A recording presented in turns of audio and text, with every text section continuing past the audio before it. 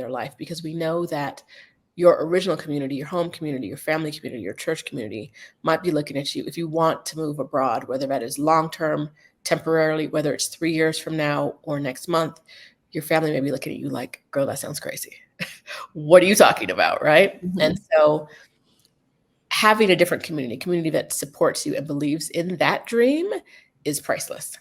I would add one more where to start piece, right? So where to start if you're interested in moving abroad, if you're interested in something different, dream, right? Give yourself a space to dream. What we don't talk about enough, I think, is that you can build from the beginning, right? You can start from the beginning. And so give yourself a space and an opportunity to dream. If you were to assemble your life from scratch today, what things would you want in it and what things would you not want in it? What would you want to add in? That's why I think a lot of our women end up abroad.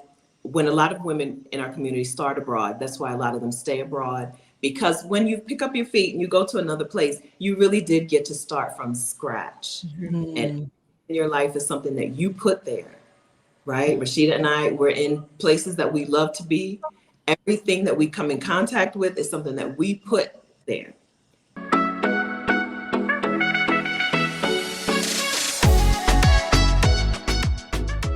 Hey, I'm Teen Zekas. And hey, I'm Ilika Follette. We are business owners and moms with corporate backgrounds, and we are all about getting Black women paid in both corporate and business. And you're listening to the Getting Black Women Paid podcast. Let's go.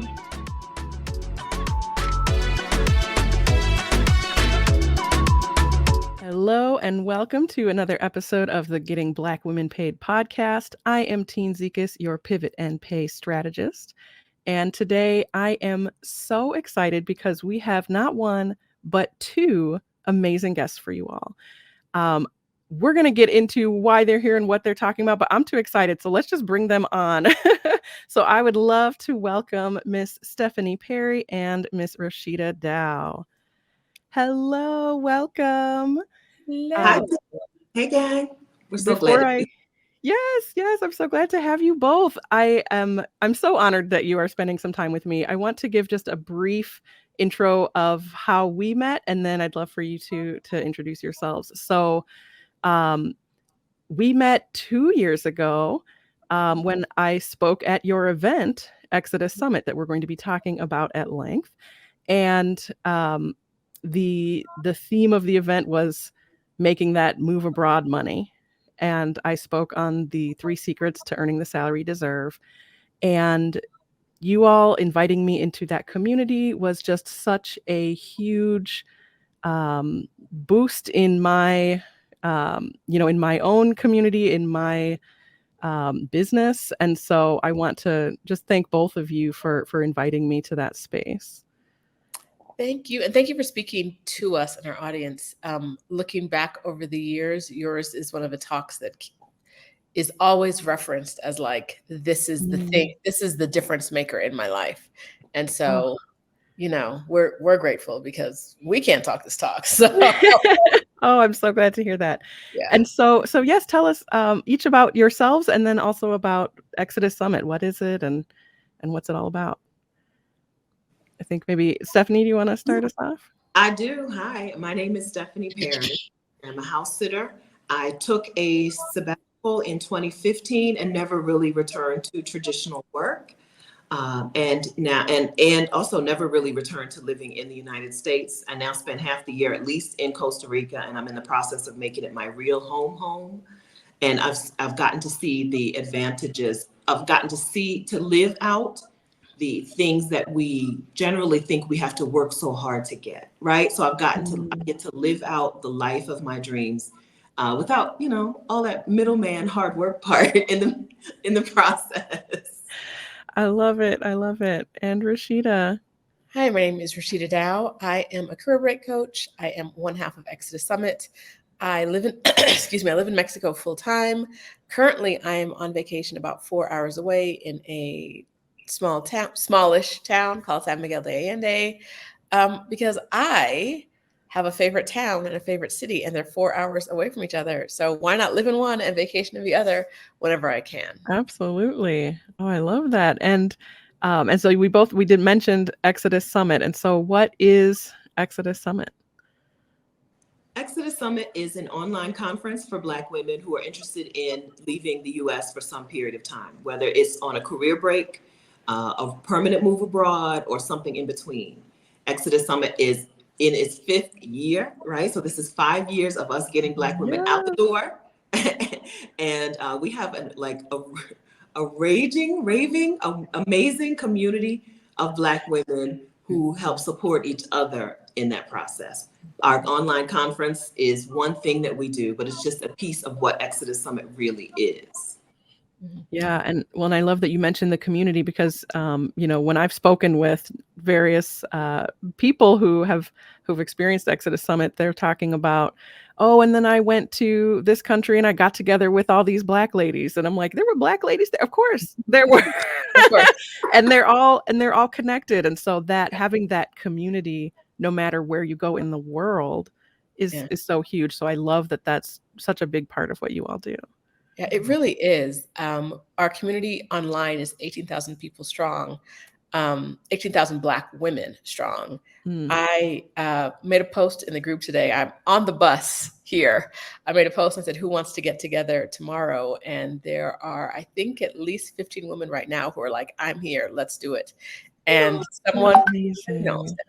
and there are, someone came with like a list of 10 rooftops we could go to. And I was like, I don't have to do anything. All I did was say I'm coming. And like the event created itself. That's amazing. Yeah. That just right there, that alone, I'm like, yes, I would travel so much more if people would just make all the events happen for me. Make it happen for me. And that is the experience that a lot of women had. Stephanie went to Ecuador a couple of weeks ago.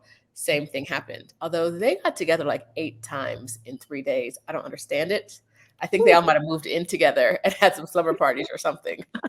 But women around the world, Black women around the world will say, I'm going to be in Kuala Lumpur. I'm going to be in Chile. Who's there?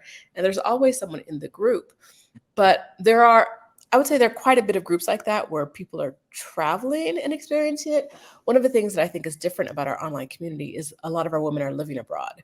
So you're not just coming in and meeting someone you're there for 3 days, they're there for 5 days.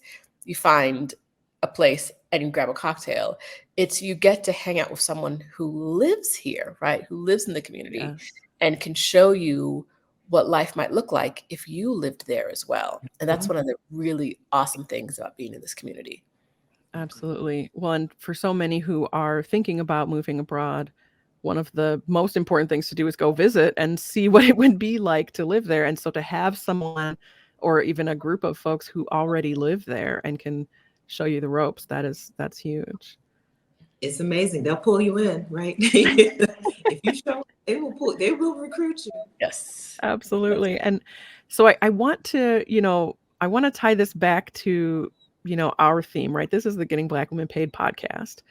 And, sometimes I think about, getting paid is not the end goal, right? No one is here saying, I want to have this many dollar bills in my hand.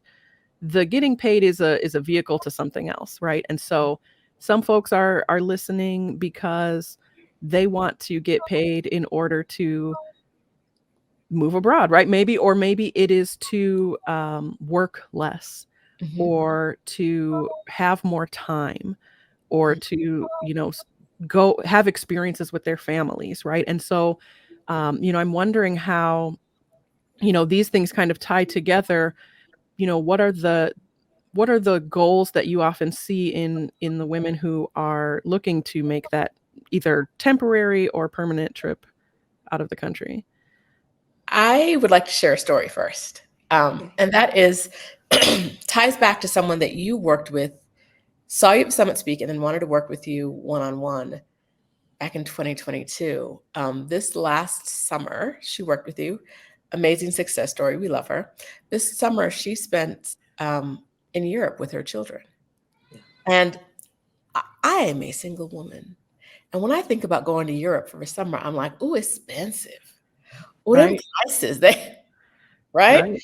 But no, she took 3 of them, right? And went to Europe and had a grand old time. And I think she's already in the when are we going back phase. So not only Yeah. was she able to take quite a bit of time from work, she went to like the most expensive place you can go in the summertime and brought more than just herself, had the resources to also bring her family. And so she's not someone who lives abroad, but she's someone that's introducing her I think teenage children to like the what life is like when you spend a significant amount of time outside of the States. And I Yeah. think that's a good example of like tying in how we spend our money and like why making money matters, but also why it's more, like you said, it's more than just making money because the numbers are nice, but the numbers don't do anything on their own. Right. Right.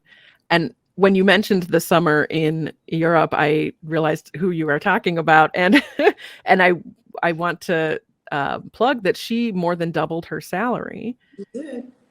and that enabled that kind of travel, right? And so, as you're saying, the money itself is not the goal. It's I want to increase my income so I can give my child experiences outside of the United States, to learn about different cultures, to learn about, those kinds of experiences cost a lot of money. Right. Mm-hmm. Right. That's right. The women in our community want to be able to live a full life, right? That's what they want. They want the resources and the time, the money and the time to be able to live and not have to, work until they're what we would call traditional retirement age and then try to squeeze everything in then. They Yeah. want to be able to live a full life now. They want to be able to enjoy things, relationships, friendships now.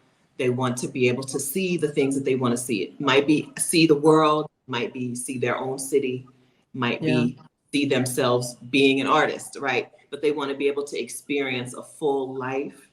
And money is a pathway to do that. Money is how people have always been able to live full lives, right? People have always let's pay for a nanny, let's pay for a gardener so that we get some time back. Money has always been a pathway to those things. And the women in our community are like, okay, yeah, me too. I'm on that same pathway. Mm-hmm. Yeah. And so I imagine, similar to myself, when I got to attend the summit as well, when I when I spoke, and my first thoughts hearing these stories of women doing these amazing things was, well, but I couldn't do something like that. Like, so many people are doing these things, but that doesn't seem like something that could be for me, or like I don't even know where I would start to make the logistics happen for that. So what do you say to those women who are saying, oh, okay, yeah, that sounds great, but I can't even envision that for myself? We totally understand why it seems so out of left field, right? It seems so hard, right? There's there's so many unknowns.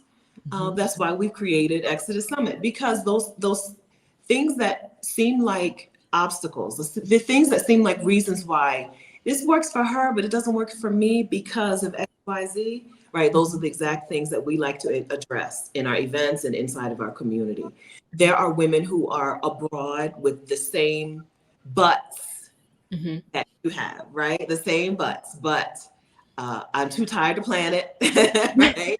Or I got these kids and they have to go to school, and I have a spouse, I have a partner, who has a job, or I have a job that is located in this particular location. And I just don't know how this could work for me. It looks like a fantasy, but I don't even know how to make this look like a real life experience. Everybody who started in that same place. Everybody who moved abroad or spends their winters out of Chicago, girl, right? Everybody who's doing this, listen, this is a recruitment session. We're trying to get y'all out of there in the wintertime. Everybody who's already doing that started in the same place. So the first thing we tell people is it's okay, right? It's okay to come up with this list of things, this list of things that you think are obstacles, and then address them one at a time. This is why these resources exist. If you had to figure it out on your own, we know it wouldn't happen. We're tired. Ain't nobody got time for all that. Right. We understand that. But this is why we create resources and we create community in these places, because you really don't have to figure these things out on your own. You just find somebody who has the same butts that you have, and you ask her, but how did y'all work this out? How did you figure out a solution to this? Or did you completely ditch that thing altogether? Sometimes it's, leave some people behind. Right. And that makes it a lot easier as well. Yeah. Wow. To Stephanie's point, when you see one woman who tells her story, it's really easy to be like, and this is how, instead of focusing in on the similarities, right? Focus in on the differences and say, okay, but she had this resource, or she doesn't have this thing that I have to deal with. But when you're in a group of 18,000 women, right? Or if you're at the summit and they're just, that's a smaller number, but there are thousands of women attending the summit, it's much easier to find someone that is like, oh no, that's me exactly, right? Like, oh no, like that person is me. And maybe she's not abroad yet, but she can talk to me about how she's doing it, what her plans are. This thing that I thought was a problem for me that she doesn't see as a problem for herself. Let me have a conversation with her about like how she's handling that. And that's one of the great things about the summit, is that we really focus in on community. There's an element, it's not the whole thing, definitely, but there's an element of not just community building, but that is sort of like self-led, like whatever things we have these salons or breakout rooms where people get together about a shared interest. If you have a reluctant husband, maybe there's a reluctant husband room, also known as a leave him behind room, but I'm not married. Roshida, I already know your opinions about any man holding you back. If he's holding you back, oh, okay. Anyway, there are rooms, people who, there's going to be room for people who want to move to Italy, people who don't know, who think their children aren't going to be open to it, so that you can kind of talk through different things. Sometimes the breakout rooms are related to where people are coming from. So like here is a Gary, Indiana group, right, of people who are coming from there who want to move. And that's one of the beautiful things, is that in that time, we're not telling you what to do, right? You get to self-direct. Who do you want to be in community with? How many communities do you want to be in? Because you can join 10 in that, in that time if you want to, or you can join one. If you want to lead one, you can lead one as well. It's very much, how do you create the thing you want to see? Stephanie and I have always been big proponents of, if there's something you want to see in the world, build it. And that came from a lot of times people asking us to do something, and we're not big doers. We're just not. We don't listen. Listen. The women listening to this podcast are probably tired right now, and some of them, no matter how tired they are, will always say yes when someone asks them to do something. We say no. We say no, and then encourage you to do it yourself. One of the questions we got at, rambling right now, but one of the questions we got asked early was, can we create a group for the women over 60? Neither one of us is over 60, right? So we could create it. But Sistren, you are over 60. Why don't you create that group and have women you manage it and you do that? And it's a flourishing group now, right? They are flourishing. They are doing the thing. They are enjoying life. Yeah. And it's like that. Like, how do you, that's part of the community too, creating the things you want to see if they don't already exist. And so back to the point, community is one of the biggest parts of the summit. And we really do encourage people to get from the summit the thing that they are missing in their life, because we know that your original community, your home community, your family community, your church community might be looking at you if you want to move abroad, whether that is long-term, temporarily, whether it's 3 years from now or next month. Your family may be looking at you like, girl, that sounds crazy. What are you talking about, right? And so having a different community that supports you and believes in that dream is priceless. I would add one more where to start piece, right? So where to start if you're interested in moving abroad, if you're interested in something different, dream, right? Give yourself a space to dream. What we don't talk about enough, I think, is that you can build from the beginning, right? You can start from the beginning. And so give yourself a space and an opportunity to dream. If you were to assemble your life from scratch today, What things would you want in it, and what things would you not want in it? What would you want to add in? That's why I think a lot of our women end up abroad. When a lot of women in our community start abroad, that's why a lot of them stay abroad. Because when you pick up your feet and you go to another place, you really did get to start from scratch. And your life is something that you put there, right? Roshida and I, we're in places that we love to be. Everything that we come in contact with is something that we put there. Physically, in our space, it's mentally, emotionally, we only come in contact with the things that we've chosen. And that feels really, really free. It feels really, I was going to say good, but it's beyond good. It feels really, really free. So the best starting place is to dream. Open up yourself to a new dream for your life, whether it's a lot of the same stuff, but just in a different package, or listen, we're blowing all this up. Yeah. Well, and what you described, right, as every single thing in your life is chosen by you, that to me is the reason why I can't even understand when you talk about sabbatical. I'm like, who goes back after the sabbatical? Most I'm like, people don't. It's a little bit of a trick. It's a little bit of a bait and switch. But we're not doing it to you, right? Like we're full proponents of career breaks and sabbaticals. But when you go on one, most people are like, what is short of something super illegal, what is the way that I don't have to go back to work or go back to the life I knew before? And so, yes, we welcome people. Take a break, go abroad, see some stuff. Yeah. See, and not just some stuff, like it's great. Yes, you went to a new museum, you saw some art, you saw some artifacts, but see how people are living. That's the thing that makes a difference in a lot of people's lives. See that people outside of the US aren't running down the street, drinking coffee and eating like a breakfast McMuffin or whatever they are, because they don't like the train was crowded and late, and now they got 3 minutes before they got to be at work. And if they're late, their boss is going to yell at them, right? Like it's just not how people outside of the US live.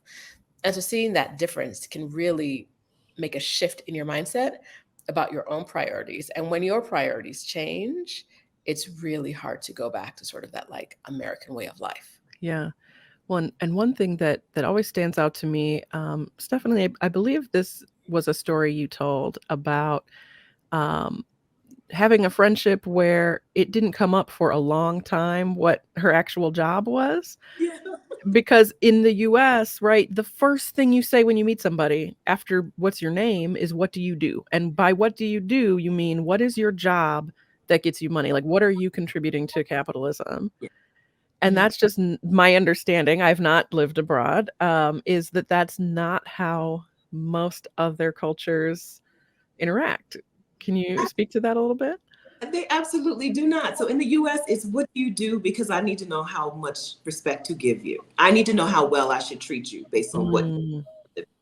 No, so I was in somewhere in Southeast Asia. No, had to be the Philippines. I was in the Philippines and I contracted leishmaniasis, which is gross. Don't look it up. Okay. I went to a beach that they said don't go to because there's bugs there that are infected. I went to the beach with the infected bugs and I got infected. And so I'm walking around this hot place wearing these long skirts. I was staying in hostels at the time in a dorm room, and my neighbor in the hostel and I were getting along. She was a woman from Germany, but she spoke English, and we're getting along. We're going from place to place and we're hanging out and we're having dinners at night and talking in the room and just having a grand old time. We even moved to another town together.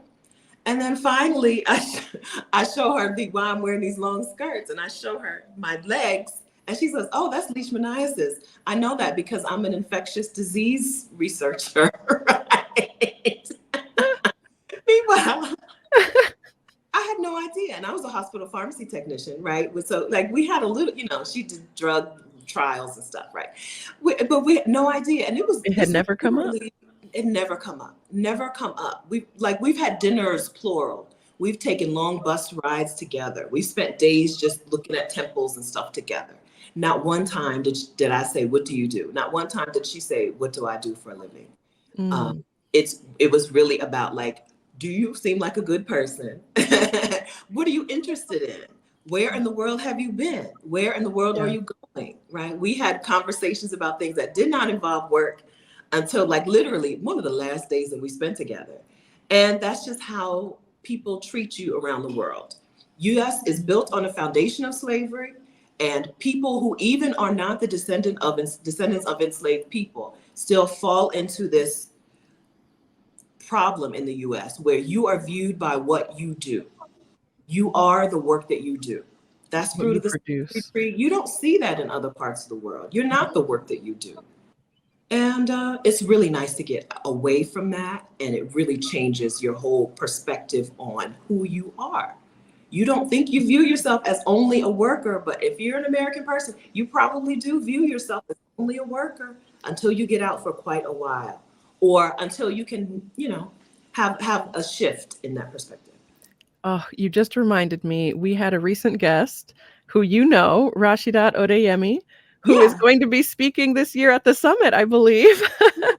And she talks about, defining who you are outside of your work and how important that is and how challenging it is for those of us who, have been, I guess, indoctrinated into this the society that believes that you are worth what you produce for the economy, basically.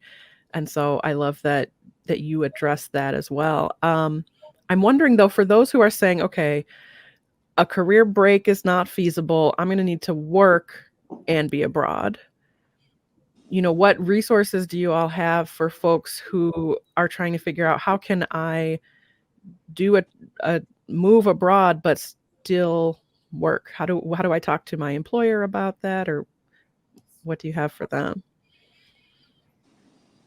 So we think that if you like your job, you really like your job, we have resources to help you talk to your employer, that team. So if you seriously like them, you gotta like them. We want you to come to the summit and hear from Frances Benjamin, who we mentioned earlier is going to be talking about making your job remote or taking it with you. But we also have some talks from Libria Jones, who helps women get remote work, about how to get remote work today, right? So she's spoken at a summit before, but the job change world changes enough that she's going to give us an updated talk about the things you need to know to get a job in today's economy, to get a remote work from anywhere job in today's economy. And she's going to do an additional bonus workshop for our All Access Pass members after the summit so that they can do some hands-on work of like doing the job search right along with her. Mm. Oh, that's amazing. Yeah. So for any of you folks who do not know Libria Jones, I also met her through the ExodUS Summit, and she is incredible. Just for that workshop, I would say it's worth going, because that, even if you're listening and you're saying, I don't necessarily want to move abroad, but remote work, how to get a remote job in this current economy, that is invaluable for, I would say, 99% of the people listening to this. So that's fantastic. Yeah, being location freedom, like being free to be somewhere else, is really wonderful. I think it's one of the freedoms that we kind of undervalue, because even if you're not yet financially free, even if you need to make more money to be able to live, which is where I am, right? I still need to make more money to live out the rest of my life. Being able to do that from Costa Rica, girl, or being able to do that from your house, right? And not having to go see them people that you don't really like all that much, or being able to do that from wherever you choose in the world. It's really underestimated. Remote work can really set off some things in your life, set some things into motion, beyond just not having to go into the workplace. It's a really amazing switch to be able to turn on in your life, a really amazing thing to be able to access for yourself. Yeah. And even when we say location freedom, for me, I mean, I'm in Chicago, as you mentioned, with those cold winters. Yes, you are. And I have many reasons that I'm based in Chicago. and I don't want to go somewhere else, but remote work helps me spend more time with my kids. Hmm. It helps me with all kinds of ways I can live my life differently because I'm not going into an office. So even if, even if you're moving abroad is not a goal, that location freedom has so many different aspects to it. Absolutely. And I'm wondering, one of the things, Stephanie, that I know you speak to is living a life of ease. And I think so many of us are taught that you need to work harder to get more, that the only way to advance is to be the best and to, work twice as hard to get half as much and all these things. And I'm wondering if you can speak to us about not just the value of a life of ease, but the possibility of that for all of us. So hard work is not your purpose, friend. I may not know you, friends, okay? But I do know for sure that hard work is not your purpose. Hard work is not what you were put on this planet to do. But we do live out our lives as if work is what we're sent here to do at the expense of everything else. I think that is no question. I think that's fruit of the slavery tree. And I think that if you live your life as though you're expected to work twice as hard and get half as much, and so you live your life that way, I think you're just feeding into white supremacist ideologies. We have all acted at some point as an agent for white supremacy. Because we have operated within the system and operated at some point as if that system was just the way it is. When you opt out, right, you're not just opening up yourself to a better way of living, I think, or to opening yourself up to more freedom to live. You're not just liberating yourself, but you're sticking it to the system. Stick it to the system, right? Don't keep operating within that. We're not supposed to be exhausted and burnt out. We're not supposed to be working ourselves to an early grave. The people who have convinced us that hard work is the honorable way to live our lives did that so that we would work hard for them, so that they could have ease, right? They're operating within that. They're embracing ease in their lives, right? From their yachts, right? Or in their pools, in their swimming pools. And it takes a lot for us to reject that. It takes a lot for us to opt out of it because there's so much conditioning and so much programming and so much telling us that, oh, you can't be lazy. But but in your own life, look at your own org structure, the org chart where you work today. The people who work the hardest are not the people who make the most money. Hard work and making money are not tied together. They're not tied together. You might have been operating as if they were. Sometimes we work harder and harder to make more and more money, but that they're not inherently connected. If you can recognize that in your org chart at work, you can start to recognize that in your own life as well. There is a way to flow and ease that includes more money to give you the life that you want. That does not require you to work yourself to death. That does not require you to have high blood pressure and heart disease and stroke, in your 30s and your 40s and your 50s. There is another option. And I think the beginning of that is just disconnecting yourself from the idea that hard work, there's some glory in hard work. Mm-hmm. Yeah, we are taught that hard work is a virtue in and of itself. And, working towards something you want is worthwhile, but just working hard, and as you said, to get sick and to be stressed is not it. And Roshida, I know that you help people take career breaks. And I'm wondering, when folks come to you, I mean, I know that it does seem like the trick is you're never going back once you take that break.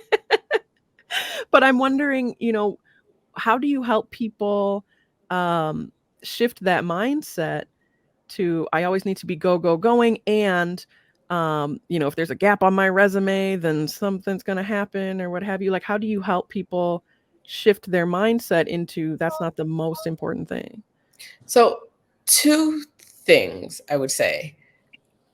To address your second point first, I talked to someone once, I interviewed her on my YouTube channel, and when she had a job, she left to take a career break. I did not. And so I was like, let me hear from your perspective, like how you felt leaving that job. And she said, well, I hated that job. And I knew that when I came back, I could always find another job I hated. And the light just went off for me, like, oh, actually and factually, yes. Yes. If it's not something you love, why are we holding on so tight to it? Yes, the economy is nonsense right now, right?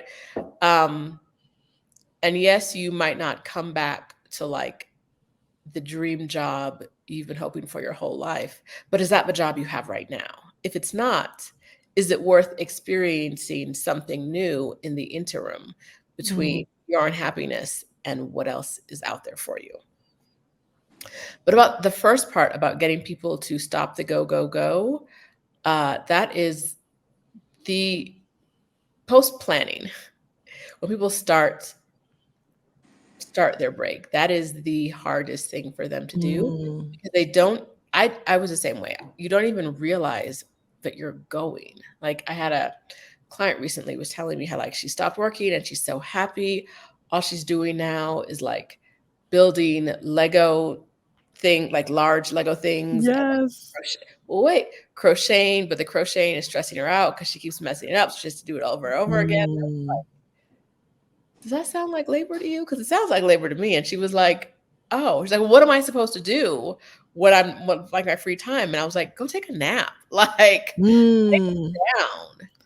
And another one, like, I almost suggested she pick up a book, but she reads. The problem is that she reads too much in the sense that like she's going to read until 6 a.m. because she can't put a book down. So reading's not the answer for her, right? Because that's the thing that like isn't allowing her to rest. And so figuring out the thing that you are using like to fill the gap is one of like work is one of the most self-reflective things you can do in the beginning of a break. Like what have I replaced labor for other people with? And sometimes it's a hobby that sounds fun.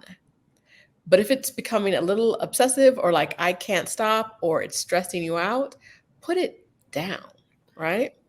I always tell people like don't start your memoirs, don't try to build a birdhouse, like just chill. Maybe take a walk. Not like a 20-mile walk every day, right? I'm not saying be in the gym for 6 hours. I'm saying work out, take a walk, maybe go to a museum, but not every single museum in the city. Like find some balance so that you are resting and that you can say like, I did something and then some days I didn't do anything. I didn't do anything is the hardest thing for Americans to do. Right? Nothing. Like, but what about, and people typically like will rattle off a to-do list, but it's also like, how many of those things are really important to you today? How many of those things are like, do you have to do, or like the earth will spin off its axis? I'm guessing none, because we don't control that, right? So like put the stuff down and save it for later. So if you're thinking about taking a career break, save your big projects for like 2 months into your break, right? Save it for a while. That's a really good point because, my first thought when you're talking about building the Legos, I'm like, yes, I've been dying to do that because I got little kids and I can't get those little Legos in my house.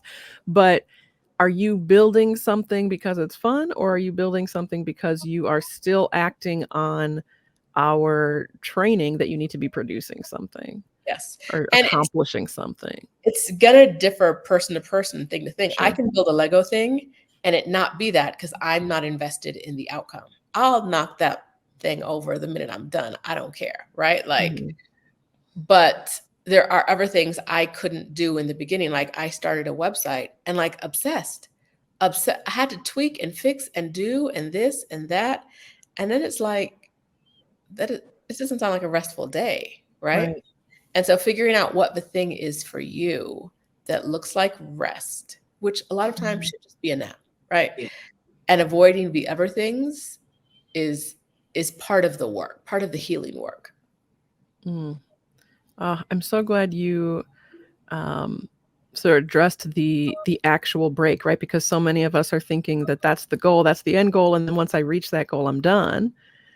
And it's like there's still the work of unlearning decades of of this stuff, and that healing happens over time. So I'm so glad that you help people through that, and acknowledge that it's different for every person, right? For some people, because I'm like, oh, if I could crochet all day, that would be so fun. But right. And if you can't do it, if it stresses you out, think about it. Think about right. Yeah. But I can also see myself being like, well, now I have time to do a crochet business. And it's like, no, that's not right. That's where you end up getting down a rabbit hole that you can't get out of. Yeah.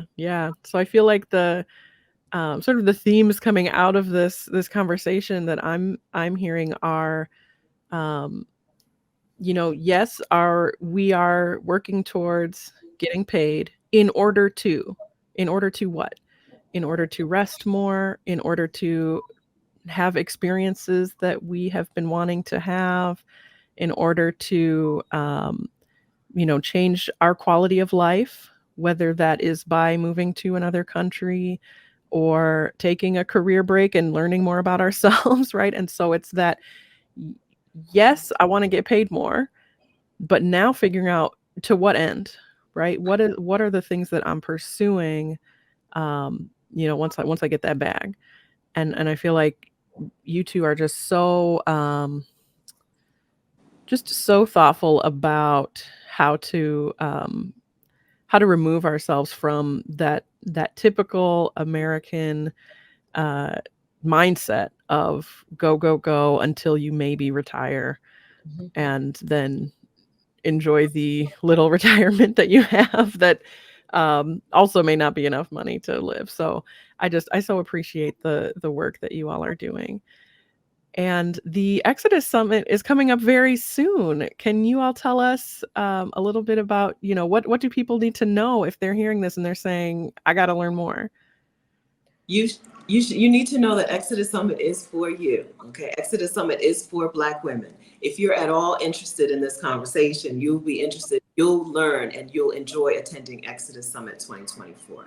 It's all online, October 11th through 14th. And the link to register for Exodus Summit, Teen has put together a link that is easy for you to remember. Yes. It's gettingblackwomenpaid.com/Exodus. Okay, that is how you register for the summit, and that's how you get started on this. Absolutely. And how can folks stay in touch with the two of you? We are available online everywhere. You can find us. We have a YouTube channel for Exodus Summit. We have a Facebook group, which we really recommend. It's such a great community. That is, you can find the direct link at facebook.com/community. We're on Instagram. Exit. Is that what I said? What did I say? Not that. ExodusSummit.com/community. And then you can also find us on Instagram at Exodus Summit. We both individually are online as well in many places, but instead of saying it all, we'll just send you the link, Teen. So I'll put all those links in the description as well. Okay. But the big ones for you listening, October 11th through 14th, 2014. And you want to get registered right away. So you're going to go to gettingblackwomenpaid.com/Exodus. And that's where you can register. You can learn about all the speakers and get started. That's right. That's right. At Exodus Summit, you may show up just saying, listen, I want to see what this is about. I'm interested, but I don't think this is really going to work for me. Okay. But come prepared to take notes. Come prepared to have some quiet time, right? Send everybody else who lives with you away for a little while. Come prepared to take it in. Because women who come to Exodus Summit, even when they're not exactly certain that this is a thing that they can do. Even if they're not sure that they can take a sabbatical out of the country, even if they're not sure that they can move abroad, if they come and participate and engage, those women end up out the door, right? They end up doing something that they thought before was just a dream, just a fantasy, just something that they were wishing for.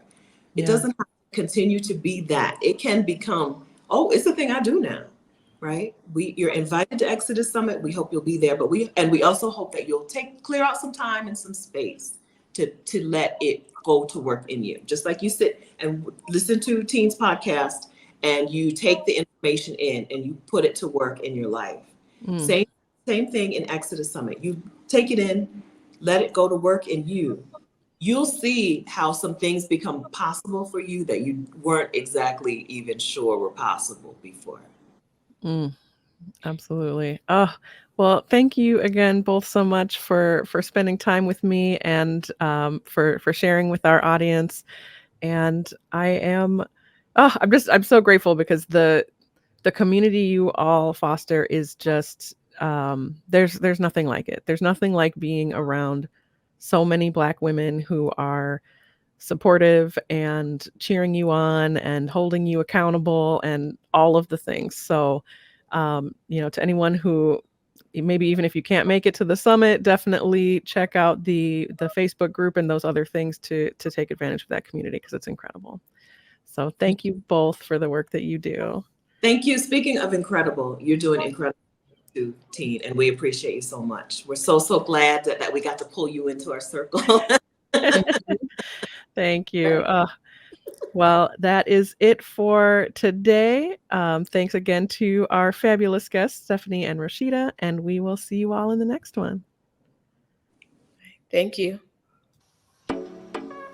Hey, thanks for watching the Getting Black Women Paid podcast. If you enjoyed the conversation, make sure you like and subscribe and hit the notification bell so you can catch more episodes like this one.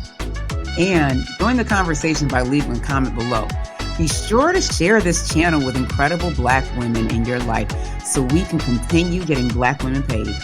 All right, we'll see you in the next one.